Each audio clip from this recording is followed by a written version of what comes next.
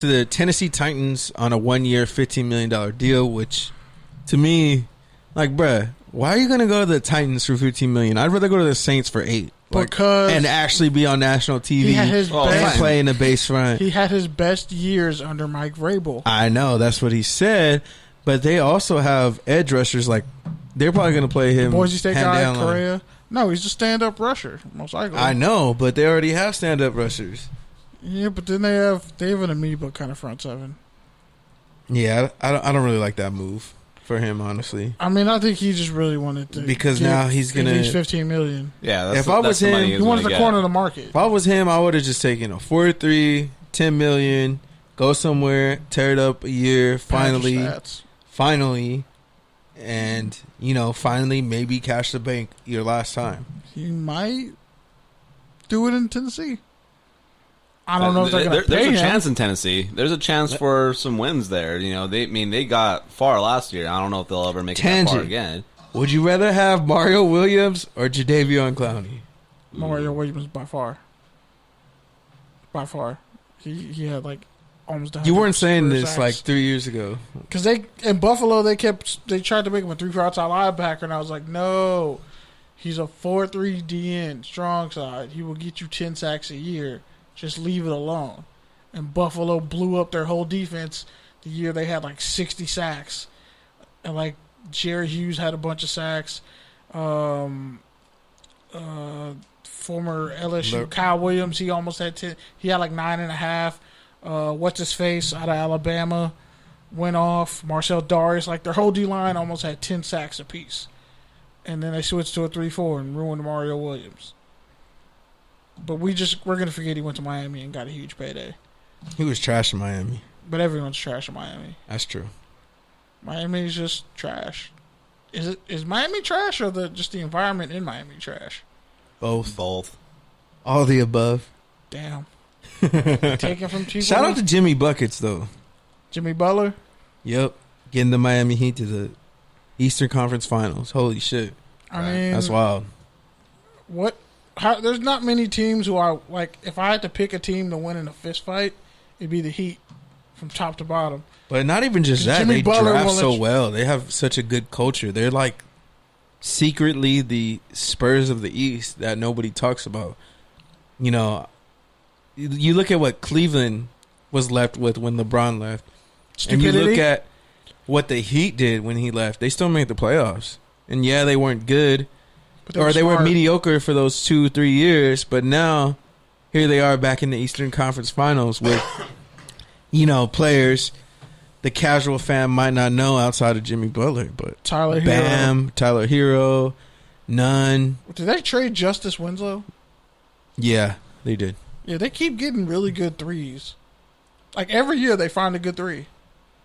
All right, so you do college football in like but you 5 minutes? Yeah, you forgot one, though. The NFL fucked the Saints on that Knicks deal. Because the Saints were trying to do a wild-ass sign-and trade where Clowney would have eventually ended up going to the Ravens. But a bunch of stuff got nixed, and the Saints got screwed again. It's a Chris Paul situation. I'm good. It's a Chris Paul situation. We don't need Jadeveon Clowney in the Browns. No. I mean, in the Ravens, I'm sorry. Yeah, I'm good. That's kind of scary to think about. Yeah, that's really scary. I'm cool. I don't know how that sign-and trade would have worked. Like, somebody would have got Davenport, I'm assuming. But then that would have felt like a draw. Or what's the saying? Like, it would have felt like a tie. Push. Kissing your sister or some shit like that. Whatever the whole phrase was. Nah, it wouldn't be a push. It would just be terrible. But anyway. A push is a draw. Yeah, but getting Davenport is less than that. It's like you both lose. But anyway, so college football news. Arguably he could be the top pick in next year's draft because he's like the Polynesian Joe Thomas. He won the Outland Award for best lineman in general, offense or defense. Goes and grabs the wing during Kenny's college football spot. Yeah, of course you do. Of course you do. But anyway, makes all the noise. I don't think that's a registered Raider jersey. Looked like he got... Never mind. Anyway, so number one tackle by far in the draft, Penei Sewell. only a sophomore. I think he gave up like 1 sack his entire college career. I'm not even joking. He gave up like 5 pressures. Like, he was a freshman All-American, unanimous All-American last year. He's literally has like a Hall of Fame grade approaching him. That's how great he was at Oregon, and that's how he kept Justin Herbert pretty much protected at all times. And a star from the beginning, former 5-star prospect. And I think he came out of California, and Oregon keeps losing. Oregon keeps beating the shit out of California for all their best recruits, especially their offensive lineman, who's at Modern Day. He just signed on to go to Oregon. So, yeah, another one. But Oregon lost 3 guys. They lost their starting corners, and they lose their starting left tackle, who's arguably going to be the 2nd overall pick in the draft next year, because the Pac-12 is losing a mass exodus of players to transfers and the players committing to the draft, and it's not looking good for the Pac-12. So, yeah, I'll get back to that. But for the next college football story, Louisiana Tech versus Baylor got canceled last week. By the way, Miami beat UAB tonight. University of Alabama, Birmingham, like 31-14. Yeah, their turnover gear is trash. I'm sorry, it just is. Like for a 6 to 8 win team, they do have like the dopest swag, but you don't win shit, Miami. No one's impressed. And your video, did they wear BLM gear? Yeah, they did. But why does Miami's jerseys look so dope in real life, but on video games they're trash? But whatever. I disagree, but like when you try to put the team spat, they get the black shoes when it should automatically convert to white. But whatever, that's a whole nother story. Anyway, I would get orange spat. Yeah, but you would get orange spat all the way around, but some video games didn't give that option. But anyway, so Louisiana Tech versus Baylor got canceled because of 38 positive COVID tests. Like I said, Tennessee canceled their scrimmage last week because they had 28 guys. Good Lord. Just 28 guys on their team who had COVID. They had to cancel their thing, and they're going to play this weekend. There's only 6 conferences playing. The American Atlantic Independents, like BYU, who just clapped Navy. By the way, Navy didn't do any tackling at all. Like, to prep, they said, because they were about COVID, so they did absolutely no tackling drills whatsoever. How do you play football with no tackling drills? They didn't do any tackling, and then they showed up to BYU and got ran 55-6 or 55-7. But sounds like they got their mission accomplished early. Okay. That's me slapping the shit out of you. No. Stop. Shame on you. But yeah, so sounds like Navy went on a detour. Like you can leave now. You can leave now. No, you can leave now. You can leave now. Nina the chicken wing. Go. Shout out to them Thai curry. Go eat some chicken wings in the lobby. Go bring me in Arizona or something. But anyway, yeah. So not only did there were 38 positive COVID tests. I think it was just on Louisiana Tech's behalf. Jesus. But Hurricane Laura was going through Texas and Louisiana at the time. So, COVID, pandemic, and a fucking hurricane. We're going to cancel the game. And a fire. Oh, yeah. And then also, rest in peace, Jermaine Stevens. He was offensive lineman. He was first believed to be the first known college football player to die from COVID-19. He was only 20. But now the school's walking back. He went to University of Pennsylvania, California. If that makes any sense. But yeah, so now they're walking back his death. They're walking back the complications, saying that it probably wasn't COVID. And Colorado, I know Pete, this is going to make Pete really happy. Colorado becomes the first school to sign with Sportsbook. So the only school in D1 working with the Sportsbook. So far. Yes. Their gambling situation is going to be interesting. Also, Utah. So in Colorado, you can take shrooms, go to a game, and place a bet. Indeed. Rocky Mountain High.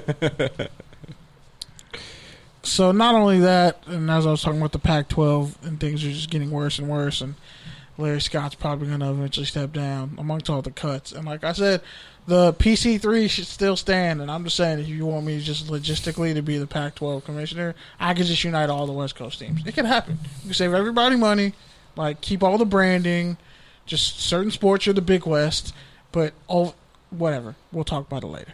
But anyway, Utah's furloughing their entire athletic department during COVID-19. Their entire athletic department. I'm gonna say it one more time for those of y'all who probably didn't catch that. The University of Utah is furloughing their entire athletic department. Mind you, people are still recruiting. They're playing football in the state of Utah, high school, but not college. Or no administrators. But there's nothing. Man, those kids are probably running wild. Apparently the coaches are still practicing, like Whittingham and all them. They're still practicing, but they're furloughing them. The story is crazy.